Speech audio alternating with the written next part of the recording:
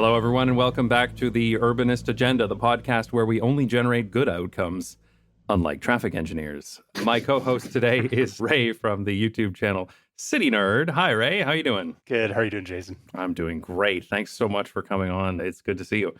So we're talking today about engineering bad outcomes. Well, Ray has a background. Well, I'll let him explain, but he brought this one up with basically the idea of, well, actually, why don't I let you explain it? Yeah, sure. I can go. Yeah, I think you were about to say I had a background in traffic engineering or something, and that's somewhat true. I'm not an engineer. I'm actually a planner by, education and licensing and experience. But the way my career went, I ended up working for a firm that specializes in traffic engineering. So I was one of like 2 or 3 planners, and everyone else in the office of like 50 or 60 was an engineer. So I ended up working on a lot of traffic engineering stuff, actually doing traffic engineering, and then I couldn't stamp them. I don't have an engineering stamp, but just having stuff checked and be approved by the actual managing engineer on the project. So anyway, to make a long story short, I've been through a lot of traffic engineering projects, and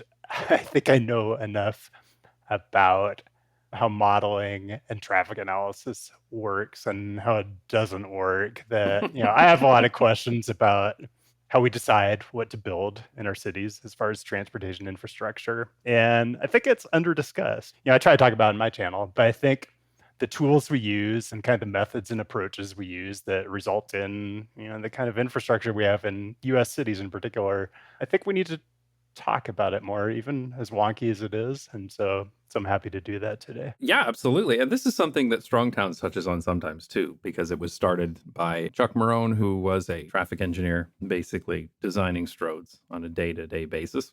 Oh, for anyone who's not familiar, a stroad is a street road hybrid. It's something that is trying to be a thoroughfare as well as a destination, and kind of the default setting for what you see all over North America. Yeah, what does he call it? It's the futon of transportation, right? Futon of transportation. I do like that. It tries to be a bed and a couch, but it fails at both, right? So what do we mean exactly by engineering bad outcomes? First of all, okay, what is the bad outcome that we're talking about here? So I spent most of my adult life in Portland, Oregon, which there are probably fewer bad outcomes there relative to the rest of the US. But I spent the last year in the Las Vegas area, which probably has a lot more bad outcomes than you will see in the average US city. And so what I see when I walk around a place like Vegas is a whole lot of, we can call them stroads, but just to be more specific, they have a lot of like 7-lane roadways. So like 3 lanes in each direction with a center turn lane. You almost never, in fact, I would say you would never need that in a city. You just wouldn't. But they have them all over the place, and you can walk around and see barely enough traffic to fill 1 lane, but they've devoted these just enormous rights of way to these incredibly large and kind of dangerously designed transportation facilities. And so that's what a bad outcome looks like to me, where you use all of this space in your cities to create these extremely wide thoroughfares that are just much wider than you could possibly need, and then result in, things like speeding and all the terrible things that go with that. That's what a bad outcome is. Yeah, if it was just about, wasting space, you could almost be like, well, if they're going to waste the space, they're going to waste the space. But of course, this has implications. As you said, speeding. These are very, very dangerous streets. They cost a hell of a lot of money in their construction, but especially in their maintenance. And it is kind of absurd, right? I mean, Las Vegas is one of those places I don't even want to get started on, to be honest. I've been there. I remember I counted the other day. I've been there 16 times. I used to have to go for work quite often. I would go to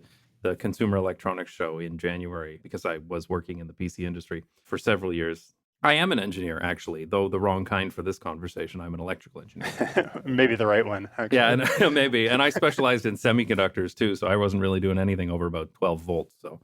But yeah, I mean, these places are awful, right? They really are awful, and you don't want to be there. And I know I've walked through Vegas simply because, for example, when the Consumer Electronics Show is on, the city is so busy that you can't get anywhere. There's just so much traffic around the convention center.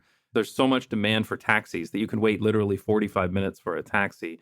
there's no viable public transit. I mean, it's just buses that are stuck in the same traffic as the cars, right? Yeah. You can try taking the deuce down the strip, but like, good luck, right?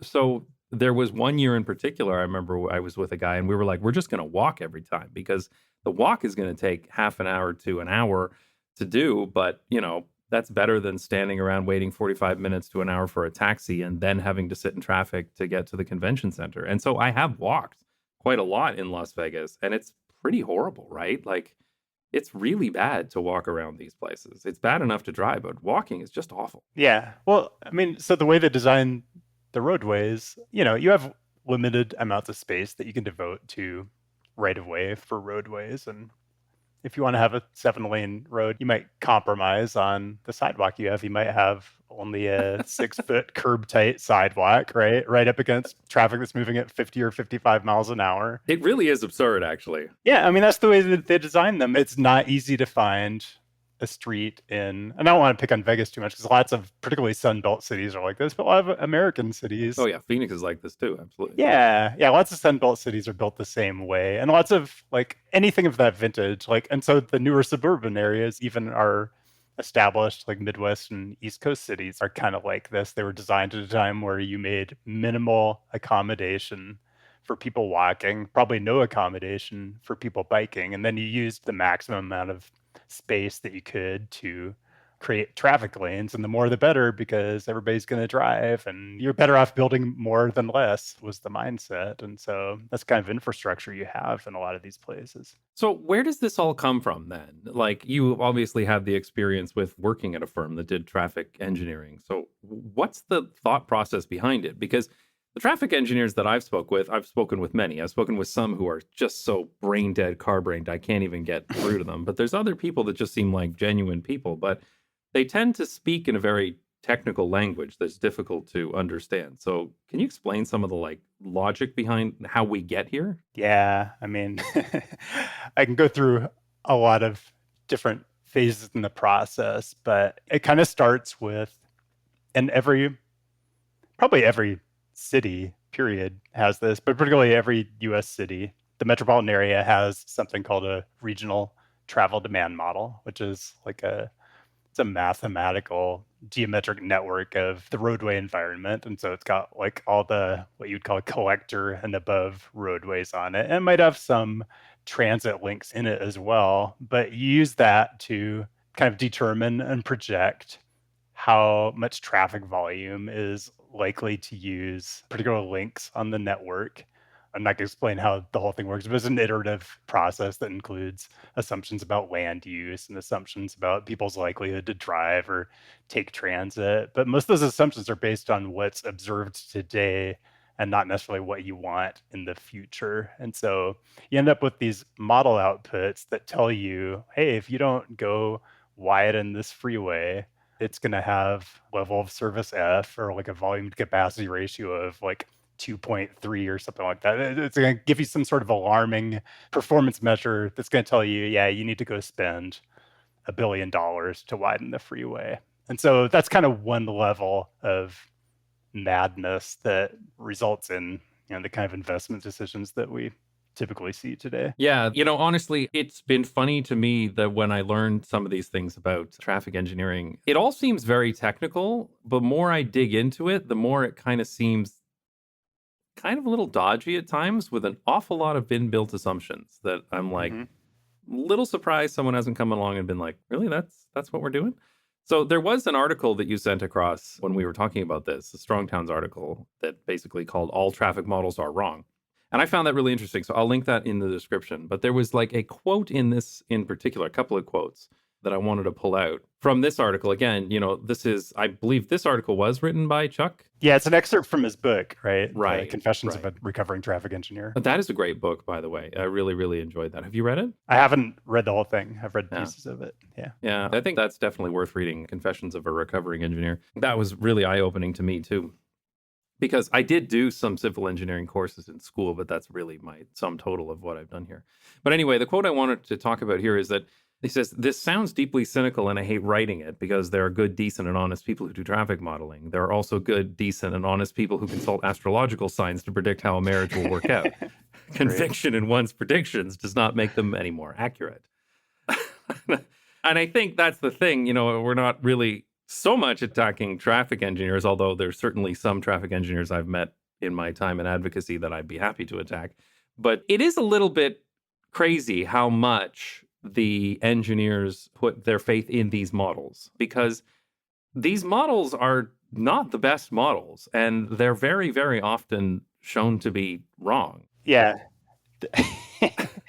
They're not good. They're also the best thing available for the purpose for which they're used, which is another question entirely. Yeah, and it's not just traffic engineers that have this faith in them, but at a certain level, planners do. Yeah. They rely on the judgment of their engineers who rely on the models. And then, decision makers and elected officials do as well. In any transportation planning process, there's always a certain level of deference to traffic engineers who often rely on these kinds of models because it gives kind of a technical veneer to whatever the outcome is. It's like, well, the model said it. This is the most complex model that our region invested probably hundreds of thousands, maybe millions of dollars in, and that's what we're going to go with. Yeah.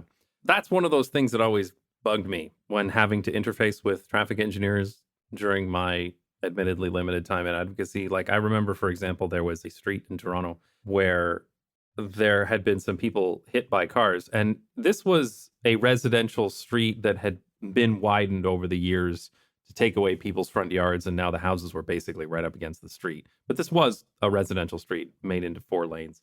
Then there was this area, a path to get to a school and a park and things like that. And there was demand from the community to put a crosswalk there or a traffic light or something so that people could cross the street safely. And I remember the traffic engineer coming in to weigh in on it. And it was all like, well, the guidelines state that there's already a traffic light here, there's a traffic light there, and therefore we'd be within the 150 meters between lights, and that would result in an unacceptable. And they use this very technical language to basically say, we don't want to slow down the cars, so fuck you. And it's like, but it's spoken in this very technical way with these guidelines and these numbers and these level of service. And I listen to this and I'm just like, screw off, buddy. Like, people need to cross the street. This is a residential street. But because it comes with this very technical language, it's hard to refute, right? Because you're kind of like, well, you little people over here, you don't understand this complex system we're dealing with here. But at the end of the day, when you boil it all down, it's just moving as many cars as possible, right? That's what they're optimizing for. Yeah, it's the thing with pedestrian crossings is especially maddening. There's a whole universally accepted, I don't know, maybe there are jurisdictions who do this differently, but there's a universally accepted methodology for kind of deciding if and when there should be a pedestrian crossing at a certain location and what kind of treatment should it be, just a marked crosswalk, or should it have this kind of signage, or do you actually need some sort of what they call a yellow treatment, like a rectangular rapid flashing beacon, or like a red treatment, like a hawk signal or a half signal or something like that. But the numbers that go into it, it's completely maddening if you look at it, because one of the numbers that goes into it is how many people cross that location right now, right? And if there aren't enough, then you can't warrant a good treatment there. But it's kind of like don't build a bridge somewhere where there aren't already like hundreds of people swimming across the river, right? Exactly. If they aren't demonstrating the demand by swimming across the river, you can't build a bridge there. That's what it's like. Yes, if there aren't a sufficient exactly number like of people trying to cross the street at an obviously dangerous location, then they must just not want to cross enough and they don't need a signal. It's bonkers stuff. Well, I remember in Toronto, there was a warrants system. So they had like a point system. They called it the warrant system. And so you needed to warrant the treatment that was being done to the road.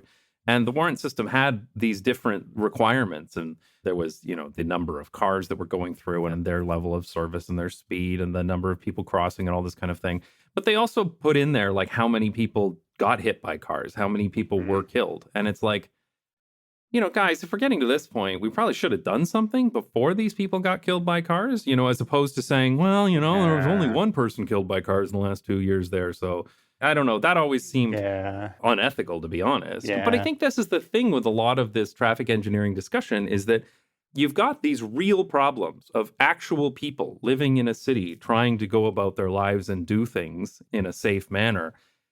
And then you have these kind of abstracted discussions of numbers and models and guidelines that are like abstractly applied on top of this without kind of any understanding or even sort of like empathy for the situation on the ground. Yeah.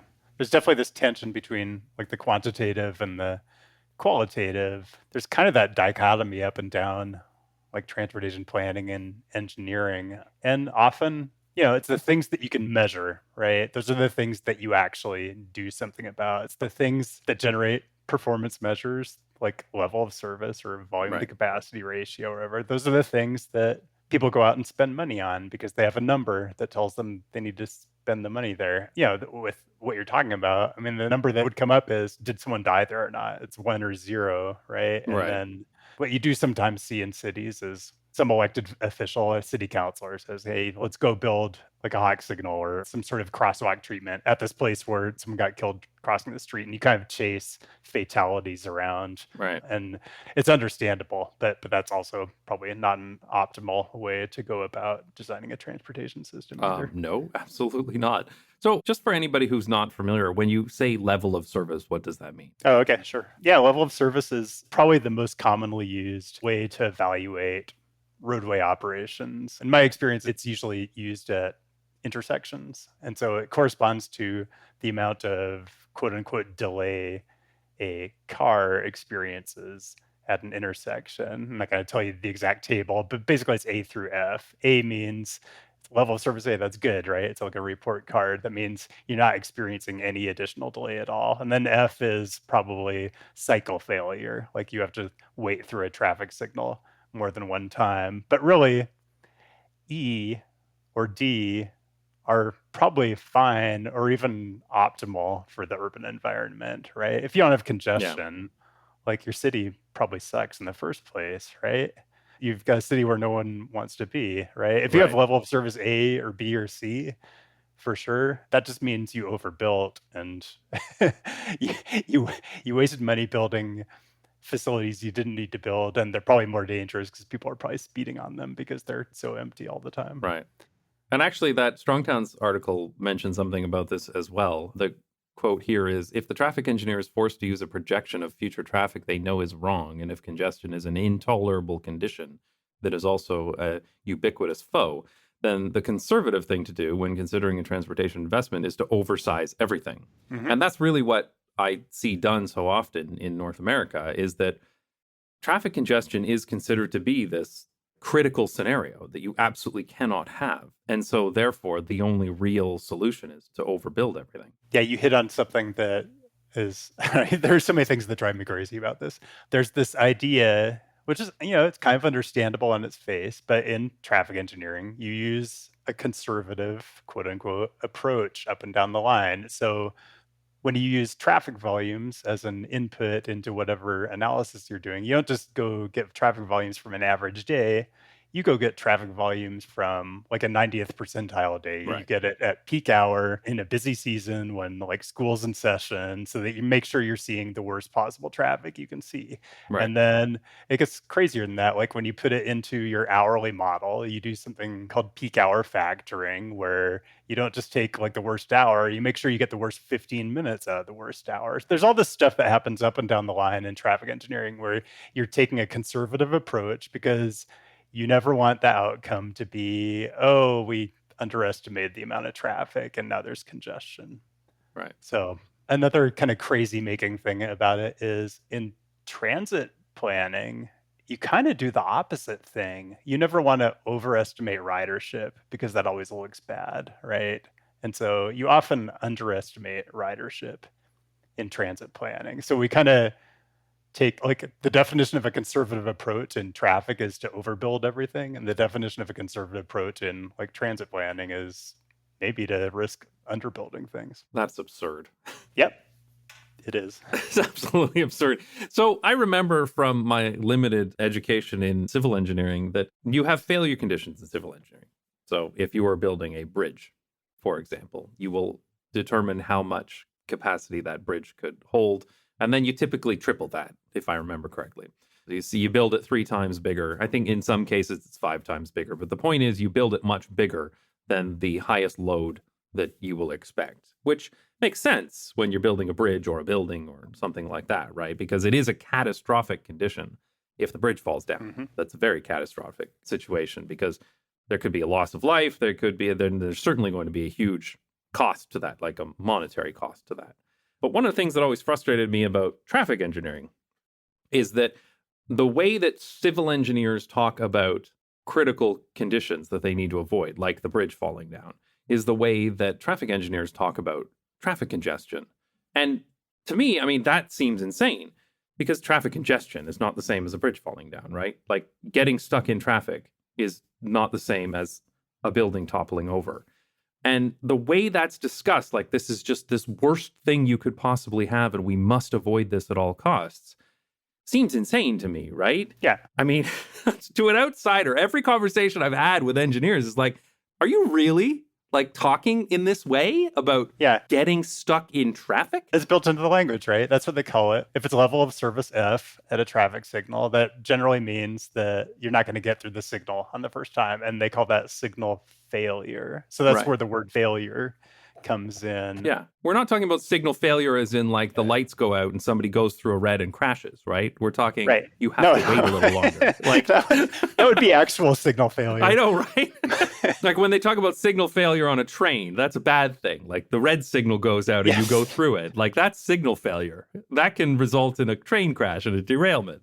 Yes. But we're just talking you have to wait for a light. That's not the standard accepted definition of signal failure. It's really when you have to wait 1 minute more, that's failure.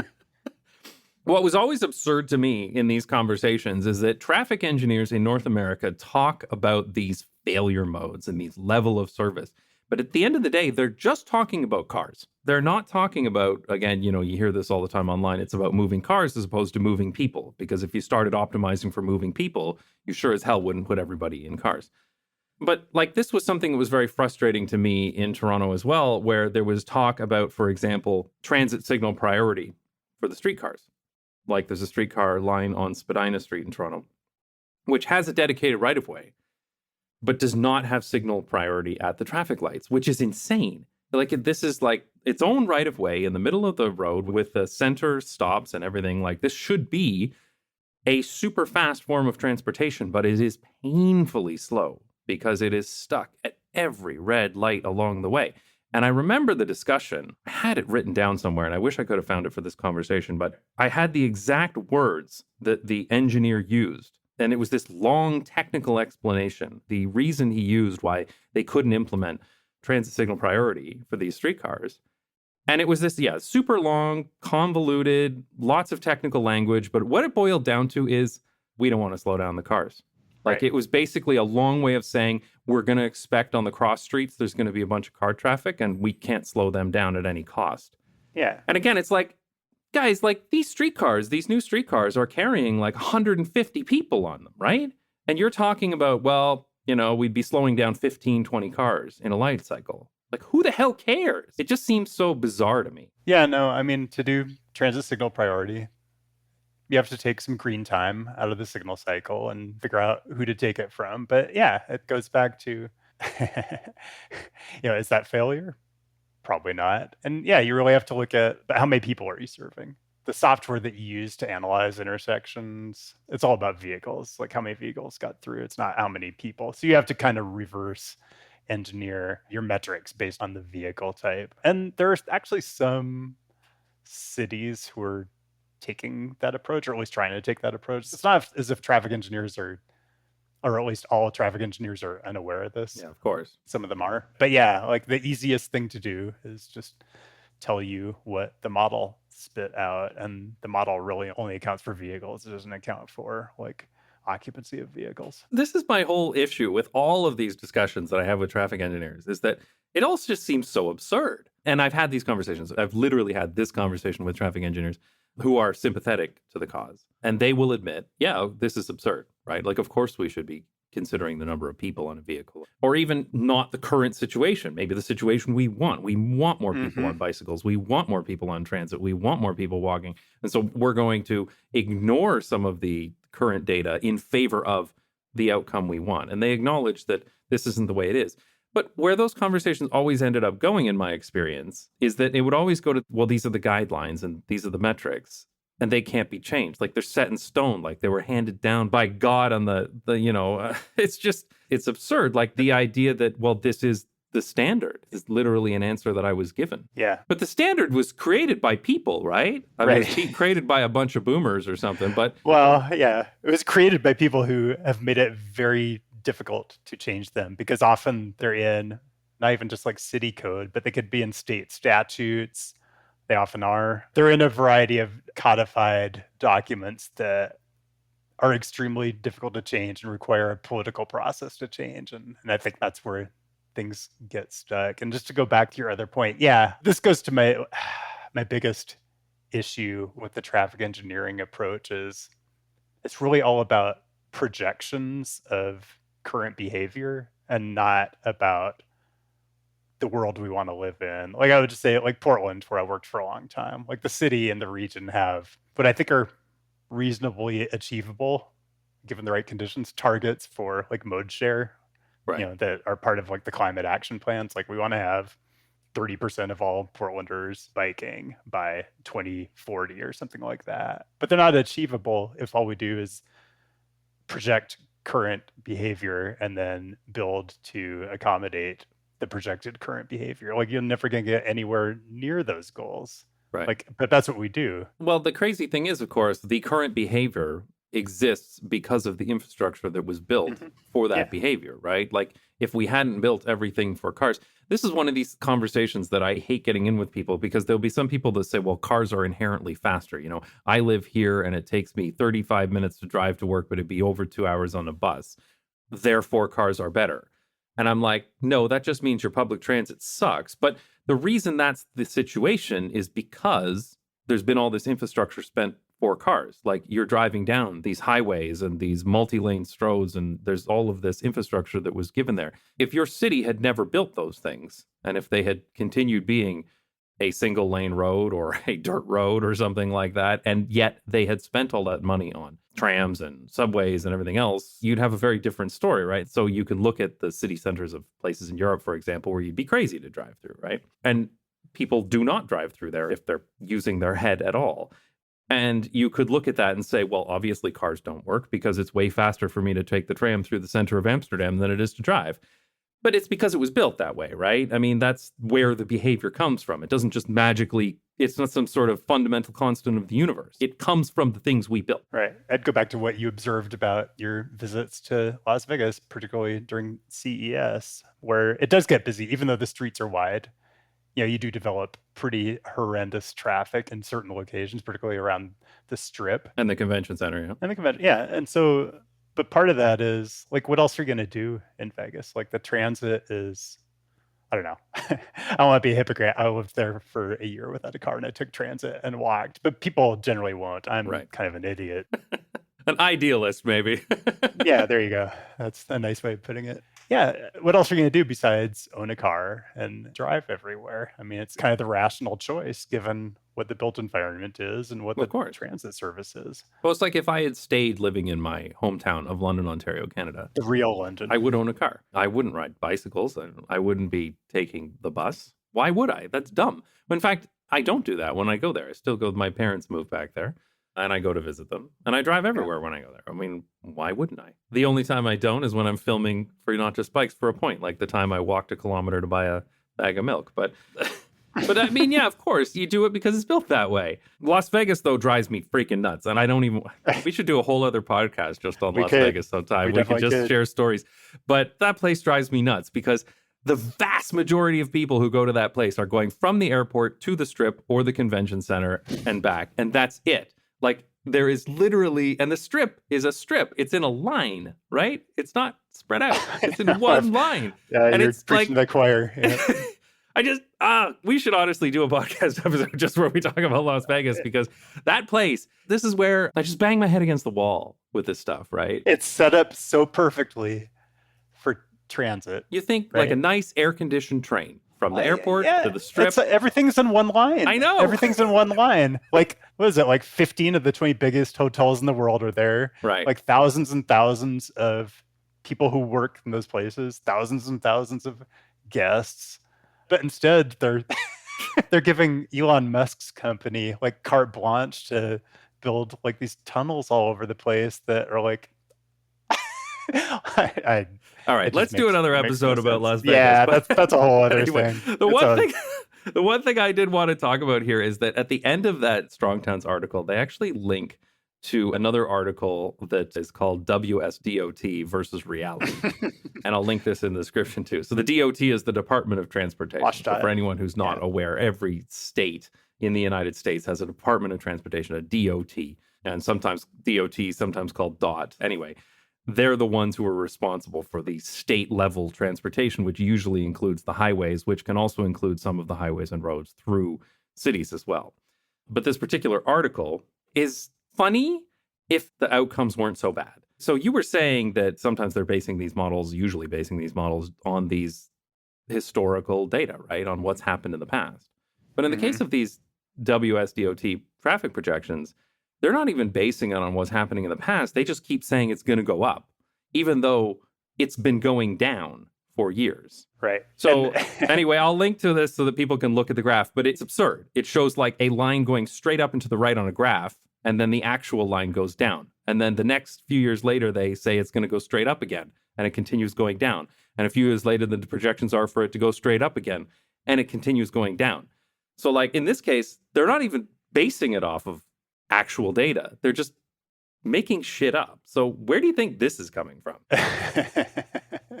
It's funny because I've seen that chart so many times, but it's been a while. I'm sure the same dynamic is in play right now. It's so strange. I know people who work at WSDOT, and there are a lot of good folks there, but it comes back to what are the accepted methodologies for projecting future traffic.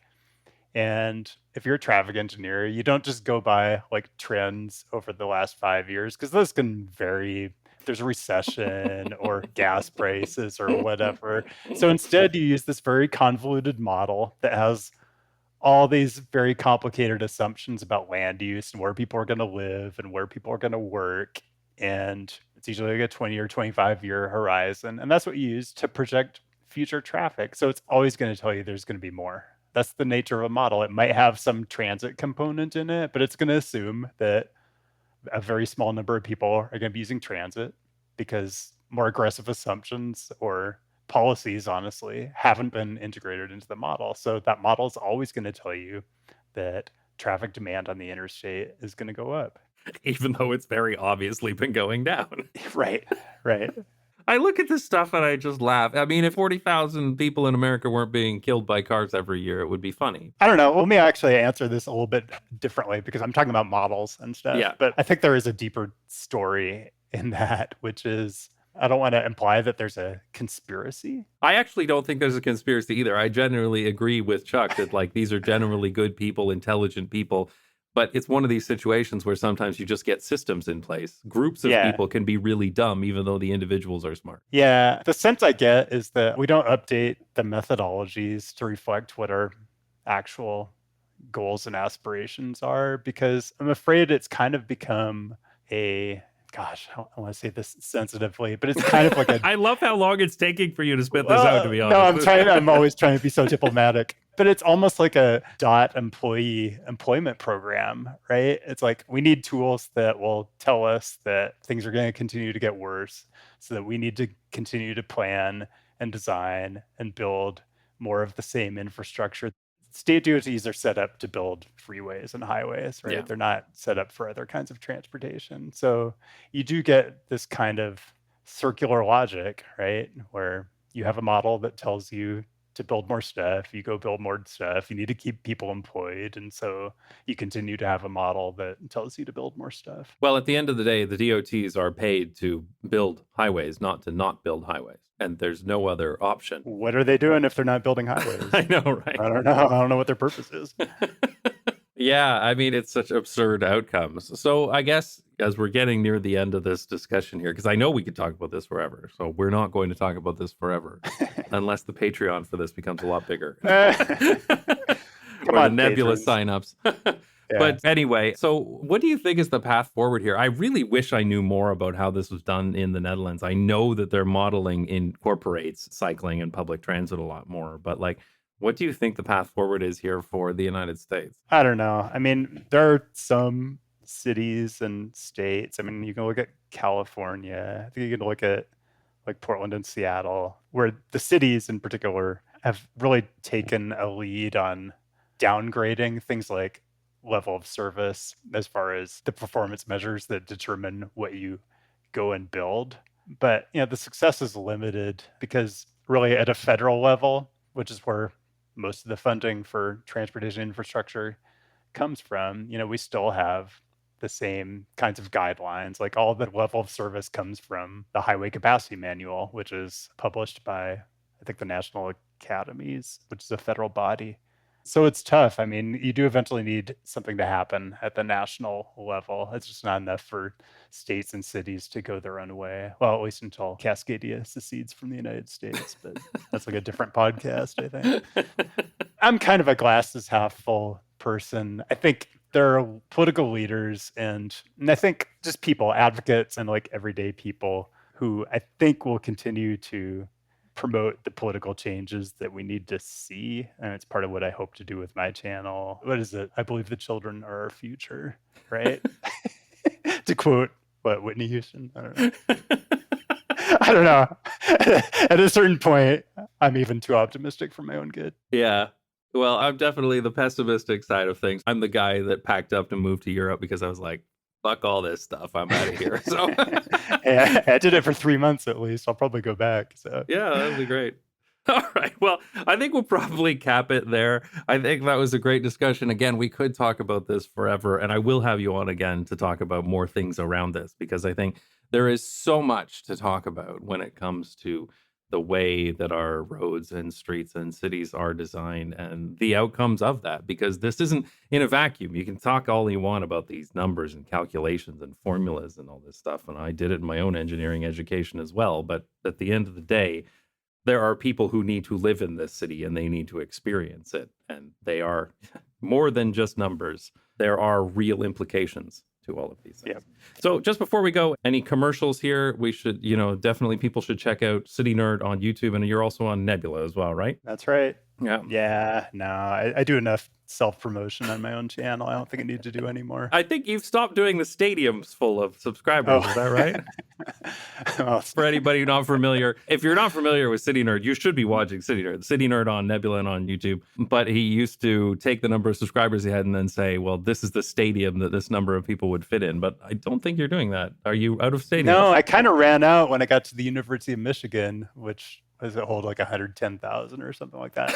People have asked me to bring it back, but use like a different comparison metric. So we'll see. It is I might quite do something funny in the future, but whatever. All right. Well, thanks so much for joining, Ray, and I'll have you again. But that's great. Good conversation. Thanks. All right. Thanks, Jason.